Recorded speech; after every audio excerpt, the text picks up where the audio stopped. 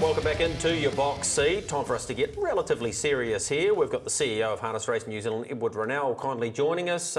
Welcome into Enemy Zone, Edward. Yeah, good to be here, Greg. Yeah, well, we're looking forward to getting your input into so many things here tonight, and not only our thoughts and our questions, but of course a whole lot of viewer questions. One of the things, Edward, we've been discussing on the show has been the open class season and how basically leading into the New Zealand Cup, we have a decent sort of series of races into the Auckland Cup, the Cambridge Mile, then you head to Australia, but there appears to be a bit of an anomaly there. What are yours and the board's thoughts around that?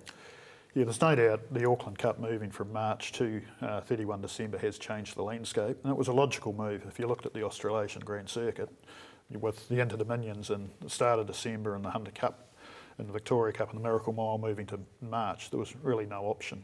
So the Auckland Cup, we think, is in a logical place. There's a good program of races up till December. We have made some changes post in the calendar year where you've seen the races like the Northern Southland Cup go to March. But talking it through, it's something we would like to have a bit more of a structure and pattern to it, which is probably something we'll be working through on the dates and with the club's concerned. So it's a lot more logical like it is with the races prior to the Cup. All right, well, it's ever evolving, of course, and it's relative to the number of horses too, Michael. So, look, what I think the problem is that unless you go through that cycle, which is about 5 months from sort of October till now, if your horse happens to get injured or loses form, then all of a sudden you're stranded. There's 7 months here. Two obvious examples. Sky Major is returning to form, and Chris and me soon to return to the track. But there's nothing for them. The most obvious question is, are we going to do what the Breeders' Crown has done and gone to an open class race on Jules Day for a start? And if not that, are we going to look at having a circuit? Addington, 2 races in May, maybe Alexandra Park, 2 in June, 2 in July, somewhere else to just give us some open class racing. Because when you see these horses on screen, these are the horses I want to see. And people, when they watch rugby, want to see All Blacks. But it's almost like for 7 months of our year, there's no All Blacks. Yeah. Well, so we've had the Easter Cup. Traditionally, that was sort of the end of the open class season. We have introduced the Rangiora Classic, which provides another opportunity in April. We did also put on some races in May a couple of seasons ago, but they weren't that well supported. I think London Legend was the horse that dominated those. At the end of the day, the clubs will program the races if the horses are there, and they do look at that closely. The issue, obviously, that was the other reason in trying to make the Messenger and the Taylor Mile 4 and 5 year old, was to give a horse like Sky Major and that's something else later in the season and try and prolong their season where we could. Obviously now the Auckland Trotting Club's gone back to 4 year old only, and so that has created a hole for those 5 year olds and over. In terms of an older race at the Jules, I would say highly unlikely, and that's really just an issue of funding. If we were to put on an older Colton Geldings race, we'd probably put on a mare's one and also a trot, so you're talking 400,000. Now, if our funding is static, if you had an extra 400,000 rather than putting into 3 races, we're probably better to apply that across 400 races at 1,000 or 800 at 500 and try and get that input at the grassroots level that we need. All right, well, we can certainly continue to have discussions, I guess, around that in the future. Victoria, they came up with a pretty radical decision recently regarding standing starts, a topic you love chatting about, Michael Guerin. Yes, I'm sure you'll have plenty to say about this. What was Harness Racing New Zealand's reaction to them deciding that? Because it's pretty radical and something that I don't know would be in favour here in New Zealand. No, we wouldn't. Simple answer is we need standing starts here. If we didn't have standing starts, we would have a lot less races, and with the horse population coming back, we need standing starts to try and maintain the number of races we have. There's no doubt over time there will be an increased transition to mobiles, and that's happening, but I think particularly with areas where the range within the classes gets more spread, you need the handicaps, and so they're important. And the standing starts, we know now if we program a 1-1 race at Mota Carrara, we'll probably get more entering for the stand than we do for the mobile. That being the case, is there any alarm at Harness Racing New Zealand about the way we do standing starts? Because the most common complaint, I think standing starts should stay. I think we should do them better. Sometimes they seem to walk up. For example, here's a Hunter Cup now. This is a semi-walk up. In the New Zealand Cup 2 years ago, Adore Me almost ran up. And now the question for me is it really fair that some of these horses have attendants with them and some of them don't. For example, this year's Auckland Cup, Have Faith in Me, has an attendant standing there. Is that fair? Some of these things confuse me, and the discrepancies between Southland, Canterbury and Auckland, I don't think are easy for punters to understand. The day before the New Zealand Cup, Peter Lamb said to us on air, this is not a criticism because he was being honest, he doesn't really care if it's a standing start or a walk-up start. Now, that's not good enough. No. The problem with standing starts, Mick, no standing start is the same. Horses do walk up in different patterns. We had a meeting 2 weeks ago where we had all the starters in from the country, we had representatives there from the Horsemen's Association and also the RIU, trying to, and what the key aim of that was to try and get increased consistency around how the standing starts are done. The general consensus at that meeting, and this is not a head in the sand attitude, was that on the whole they're working relatively well. You can always do better and the starters are conscious of that. The general procedure is they're meant to walk up, pause, then go. However, the starters will judge that, and if they think what their aim is to try and get as fair a start for as many horses as possible, or every horse, is the aim. So they will make that judgment call as they're walking in. Is there a precedent to be set, Edward, regarding standing starts for horses that have never been from a stand? We had a classic example last season where we had a horse coming from the North Island to the South Island, having its first standing start, but it had never been from a stand. Should we have a precedent now, if a horse is to line up from a stand, I know Michael's quite keen on this as well, that they should have at least 2 trials from stands under stipendiary steward guidance and let them get away safely? Yeah, that was one of the issues that came out of the meeting with the starters and the stipes. We should look at that, and we are looking at that. There are some logistical problems. It does add an extra cost for the owners and having the horse go to the workouts at trials for that to happen. We also don't have as many trials in some regions. And the other negative of that is sometimes a horse can go to a standing start at trials where there may be only 3 or 4 horses. The situation when it lines up on race day and there's 10 across the front line and 4 in the back are completely different. However, it's something that we are looking at and that we consider by our handicapping subcommittee. The problem for me, Edward, is we're here to protect punters. I mean, I don't care about owner expense. If you buy a horse, you're going to have to cop some of that. That's just life.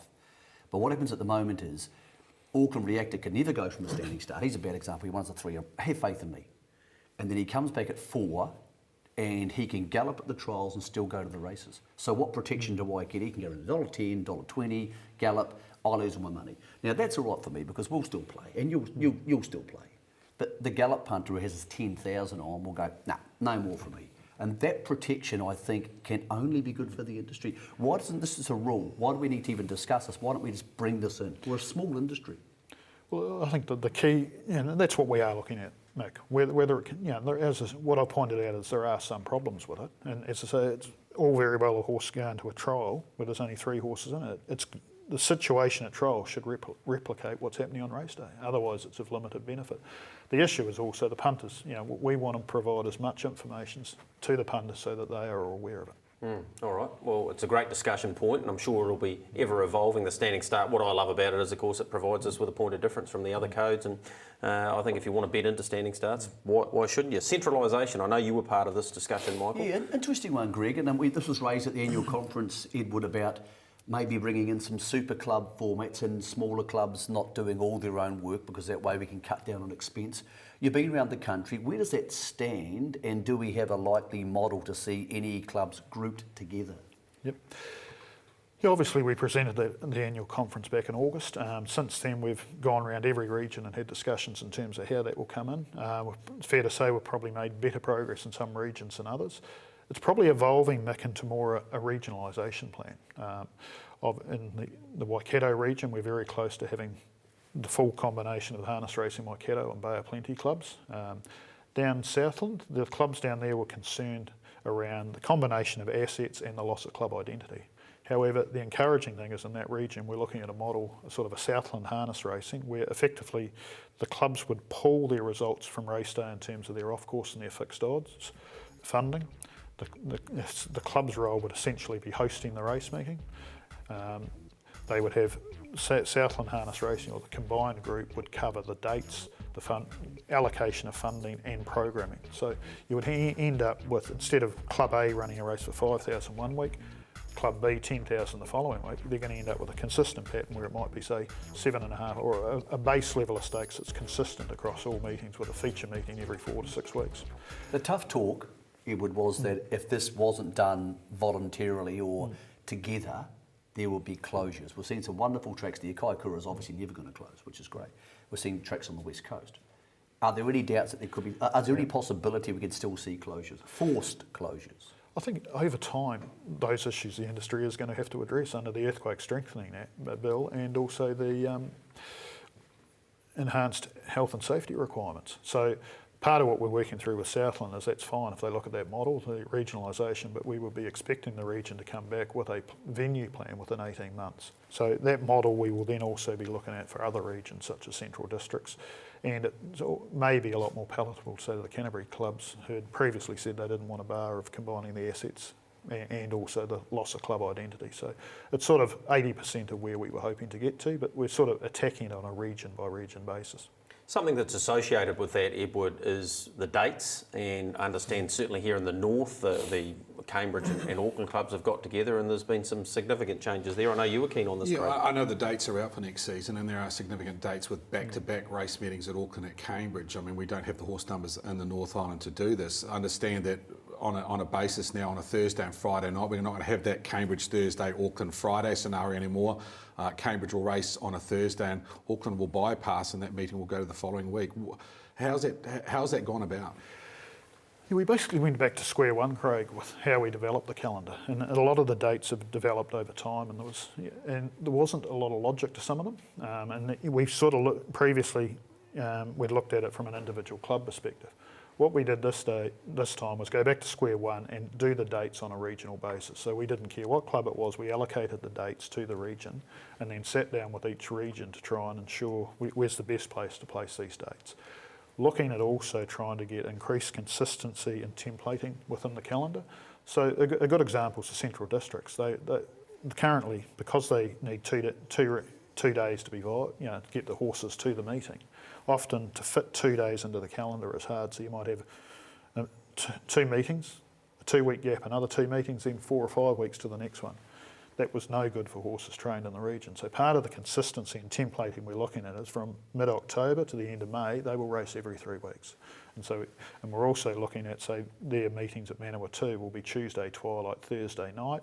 One night's less cost for the owners and trainers in going to the meeting, and also you don't have the trainers and drivers going back and forward with the Auckland on the Friday as they do with the Thursday, Sunday. So we sort of looked at it from in each region.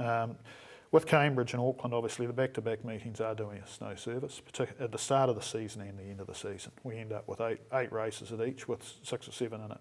The intention is that we will have one strong meeting in the region and hopefully with a full field, and we will run 10 or 11 races. So we're looking at the best placement of the dates within each region and more consistency in templating.